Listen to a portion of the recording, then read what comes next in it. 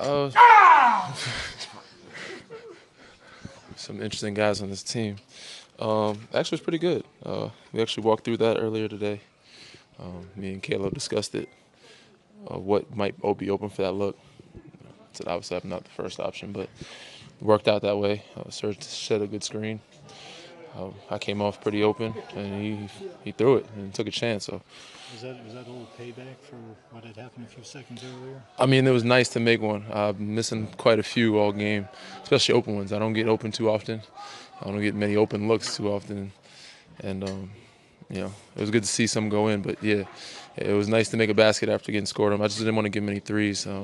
But I was a bad student today. I didn't pay attention in the huddle that we had a foul to give. Sorry, coach, if you're watching this. I'll be better. I'll read the board and follow instructions. To get an opportunity to do that after you admit you just made a mistake, Mm-hmm. and now you get an opportunity to pay it back. It was great to be able to have him allow me to get that opportunity. You know, usually most coaches wouldn't go to a guy or keep him in the game. You make that type of mistake. Usually you come out, you're subbed, and sit on the bench. But Nick has 100% faith in all of us and me, and continues to encourage us and allows us to play through our mistakes. So it was great to be able to stay on the floor and be able to come back and make a play. When do you give the foul?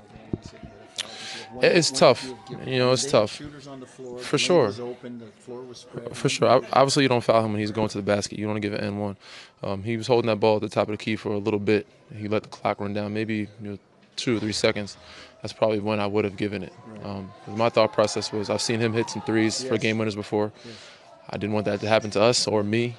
So I didn't want to give him any airspace, and no threes, just give him a 2. And if we go into overtime, I live it. I believe in our guys. I believe in what we can do and then closing out games. And if we win into overtime, I think we would have got it done. But obviously we didn't want to do that, and luckily we didn't. In that fourth, it seemed like he was coming off screens, whether it was you on him or Fred on him. Like Will, what made him so tough tonight on that? And they were setting some really good screens.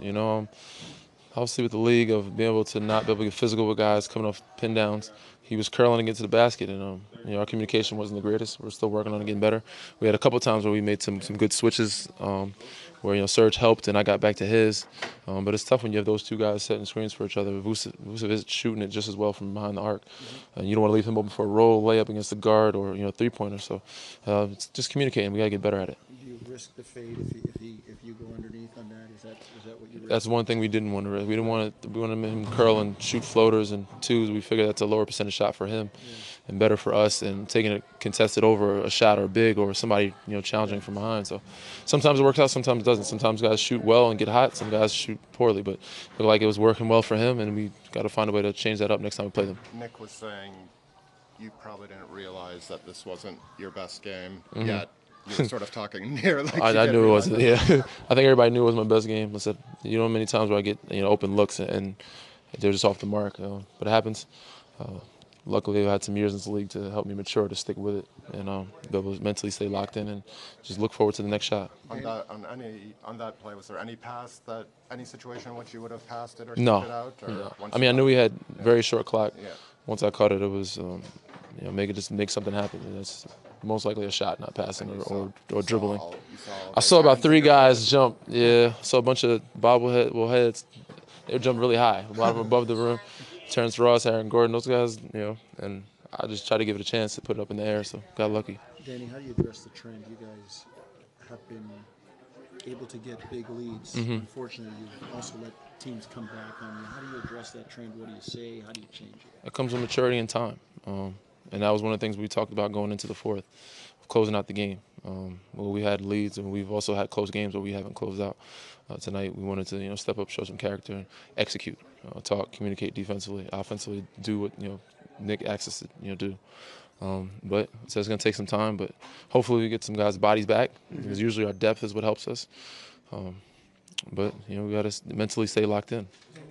Orlando's been down a few years. They're trying to get back in that playoff mix. Do you see them making strides? I mean, for sure. It's just a couple of years and one big piece away. They got a lot of great young guys with high potential that are very good. And once they mature and develop, obviously Aaron Gordon's developed, but you need some other guys and said one big piece away, and they could be a very big threat in the East. Danny, when's the last time you hit a game-winning shot before tonight? No idea, man. It doesn't happen often. I don't get my number called often, but I'd have to go very far back in the books to remember. Not many of them are game-winning shots, but some of them are shots that change the momentum. Some of them are shots at the end of the game, but I couldn't tell you.